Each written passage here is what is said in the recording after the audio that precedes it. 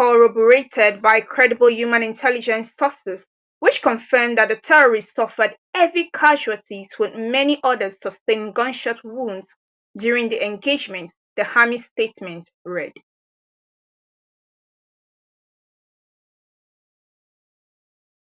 Military spokesperson Mohammed Ghani said an initial forensic review of the device suggested the attack had been coordinated by four senior Daesh commanders, known as Quds, alongside three foreign fighters. First to be ISWAP overall trainer, a Moroccan Arab identified as Abu Taiba, a medical doctor serving within the terrorist network, and another Arab operative whose identity is yet to be established.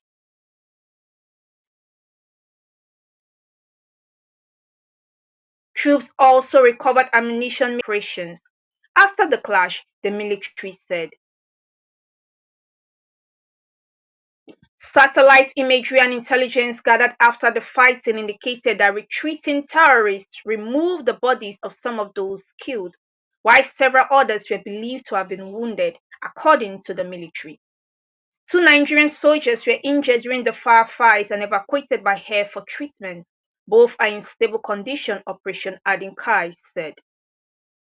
Nigeria is battling terrorist groups, including regional offshoots of the Daesh organization and Boko Haram. It has also carried out strikes and operations against non-ideological violent gangs of criminals, known as bandits, who carry out kidnappings for ransom. Now, moving quickly to our next update for tonight, a state of emergency in Missouri declared after once in a millennium rainfall causes catastrophic flooding.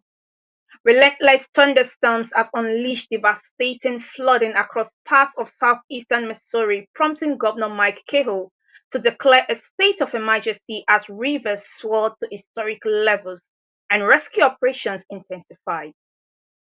Heavy downpours dumped between 6 and 12 inches of rain overnight into Friday, overwhelming the Black River and surrounding areas in counties including Reynolds and Crawford.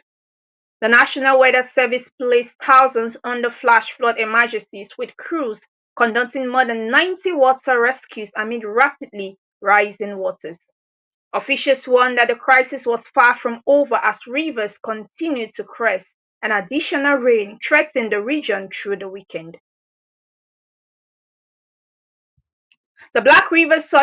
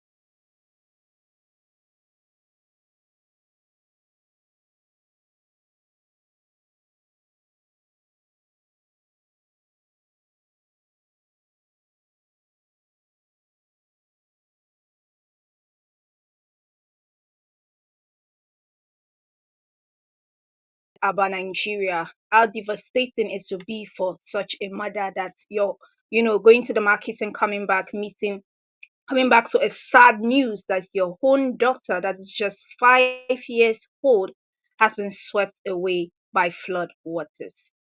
All right, so this was initially reported from NTA Nigeria. We'll now be moving quickly to our next and last update for tonight, which is another incident that happened in US, but it's also a Nigerian story. A Nigerian Catholic priest dies by suicide in the US after expressing distress over imminent return to Nigeria. These are the details of this update. The Catholic community in both Nigeria and the United States is mourning the tragic death of Reverend Father Benjamin Okwi Madu, a Nigerian priest who had been serving in Massachusetts since 2021. Father Madu, a priest of the Diocese of Abakaliki, reportedly died by suicide on July 2nd, 2026, shortly before he was expected to return to Nigeria following the expiration of his R1 religious worker visa. His passing has sparked conversations about immigration challenges, mental health, and the security concerns faced by some religious leaders in Nigeria. Father Benjamin Madu had served as a hospital chaplain and parish priest in the Cape Ann and North Shore communities of Massachusetts for several years. During his ministry, he became well known for his compassion, dedication to pastoral care, and close relationship with parishioners, many of whom described him as a caring spiritual leader who made a lasting impact on their lives. His ministry extended beyond church services, offering emotional and spiritual support to patients, families, and members of the wider community. According to reports, Father Madu R1 religious worker visa was approaching its expiration, requiring him to return to Nigeria. In a farewell message shared before his death, he expressed sadness about leaving the community he had come to regard as a second home. He wrote that although returning to Nigeria was not his wish at that time, circumstances beyond his control meant his time in the United States was coming to an end. He also reflected warmly on the friendships he had built, the parish community he served, and the peaceful seaside locations where he often spent time after celebrating Mass. Reports indicate that Father Madu had expressed concerns about returning to Nigeria, where some Catholic clergy have faced security threats in recent years, including kidnappings and violent attacks in certain parts of the country. These concerns have been widely discussed following his death, although authorities have not officially concluded that they were the sole reason for his actions. Thank you all for staying with me to this very moment. Thank you for listening and watching the Season 3 News update. Now, special appreciation to all our esteemed listeners and viewers from all over the world. If you have been with us to this very moment, we really appreciate your presence. We say, may Yah richly bless you and may He reward you richly in time to come. I also want to appreciate my parents in the Lord, the prophet, and my mother. I say, may Yah bless them so much for the opportunity given to me to even come to you with the Season 3 news, and for all the support and all the things they are doing in the kingdom. May Yah bless them. And to all of you, I say, may Yah richly bless you. Now, why did we choose this kind of update? Tonight, we will not be having any discussion on the text, but let me just say this. It is important because when we started with the incident that happened in Central region about two students, a young boy who went beyond his boundary trying to fondle a girl's breast, and he ended up in the hospital.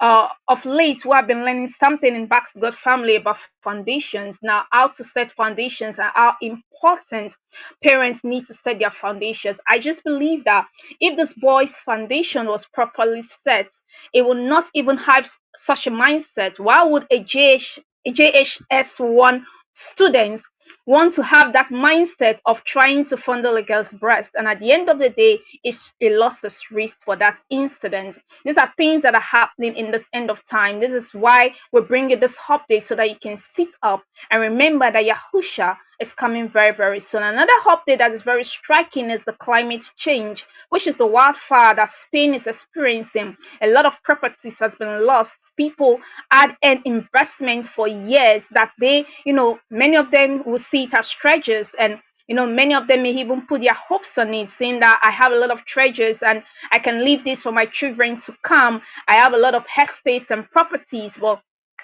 just for some minutes and hours, they are all gone. These are signs of end time. It was written in the book of Matthew, chapter 24, that when you see the signs, flee even into the mountains. And we know that when we see fire, we see storms, we see flooding, these are all signs of end time. And the Bible clearly stated also in the book of Matthew, chapter 24, that our days is going to be like the days of Noah. Yes, please. And we know what happened in the book of Genesis with Noah, the man of Yah, the righteous man that found favor in the eyes of Yahuwah, our creator. The Lord told him to prepare an ark that is going to destroy this world with water, and it happened. There was flooding everywhere, and so many people died. In fact, everyone died, just saving 8 souls, which is just Noah and his family. So when the Bible clearly states that when you see the sign, it's something that has happened before. It's going to be like the days of Noah. It's to tell you, to put you at alert that indeed this world is coming to an end. So don't see the season 3 news as just a news update. No, it is not like every other news update. It's an update that is brought in time to put you at your tools, to put you right on your feet, to let you know that indeed Yahusha Amashiach is coming very, very, very soon. Yeah. So my name remains Caribbean the Disciple. Stay with us for more end time updates. Please visit the Teshiva Bible app. It's very easy. Just go to Google Play Store and you will get the updates. And then when you open the app, you're going to see end time news, season 50 news, and you're going to follow a lot of updates because a lot of things are happening. And if you want to be watchful, you really want to want to know what is happening. I'm also in doing well. your Yahweh day. bless you. Till we meet again, stay blessed, remain raining in firm in the Ghana. I Lord, hope and Philippines, remember you that are okay. Yahushua is coming very, very soon. I wish you all heaven at last. Bye for now. Yes, we thank Yahweh. Okay, we thank Yahweh.